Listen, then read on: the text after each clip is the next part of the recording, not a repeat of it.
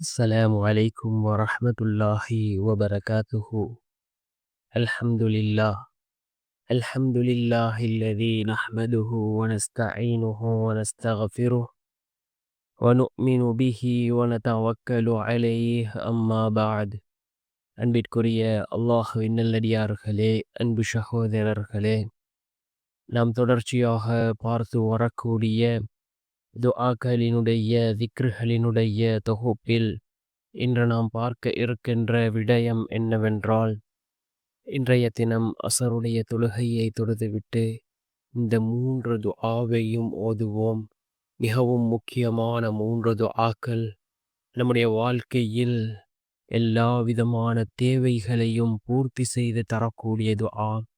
அதே போன்று அல்லாஹ்வினுடைய உதவிகளை பெற்றுத் தரக்கூடிய மிகவும் அற்புதமான 3 துஆக்களை தான் நாம் இன்றைய வீடியோவில் பார்க்க இருக்கின்றோம். அன்பார்ந்தவர்களே, அல்லாஹ்வின் நல்லடியார்களே, இந்த துஆக்கள் மிகவும் சிறந்த துஆக்களாக இருக்கின்றது. பலர் கூறக்கூடிய ஒரு விடயம், நான் ஏராளமான துஆக்களை ஓதுகின்றேன், என்னுடைய துஆக்கள் கபூலாகுவதில்லை, நான் கேட்கக்கூடியவை எனக்கு கிடைப்பதில்லை என்று பல சகோதரர்கள் கூறுகிறார்கள். யக்கீனோடு இஹ்லாஸோடு துஆக்களை கேட்டு பாருங்கள். நிச்சயமாக உங்களுடைய துஆக்களும் அல்லாஹ்விடத்திலே கபூலாகும். நீங்கள் கேட்டதை அல்லாஹ் நிச்சயம் உங்களுக்கு தருவான். அன்பார்ந்த சகோதரர்களே, அல்லாஹ்வின் நல்லடியார்களே, ஒரு மனிதனுடைய துஆ எவ்வாறு அல்லாஹ்விடத்திலே அங்கீகரிக்கப்படும் என்று கூறினார்கள் அருமை நாயகம் ஸல்லல்லாஹு அலைஹி வஸல்லம் அவர்கள். அதாவது துஆ கேட்ட உடனேயோ அல்லது சிறிது காலம் தாழ்த்தியோ அந்த துஆ கபூலாகும், அல்லது அந்த துஆவின் மூலமாக அவருக்கு ஏற்படக்கூடிய ஆபத்துக்களில் இருந்து அல்லாஹ் அவரை பாதுகாப்பான். அதே போன்று நாளை மறுமையுடைய நாளில் அந்த துஆவினுடைய பலனை அந்த மனிதர் அடைந்து கொள்வார் என்று கூறினார்கள் அருமை நாயகம் ஸல்லல்லாஹு அலைஹி வஸல்லம் அவர்கள்.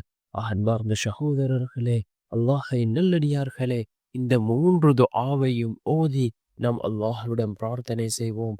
முதலாவது துஆ, இன்னா லில்லாஹி وإنا إليه راجعون اللهم أجرني في مصيبتي وأخلف لي خيرا منها إنا لله وإنا إليه راجعون اللهم أجرني في مصيبتي وأخلف لي خيرا منها என்று வரக்கூடிய இந்த துஆ. இரண்டாவது துஆ மிக முக்கியமான துஆ, ரப்பனா ஆத்தினா ஃபித் துன்யா ஹஸனத்தௌ வஃபில் ஆখিরাতি ஹஸனத்தௌ வகினா அஸாபன்னார்.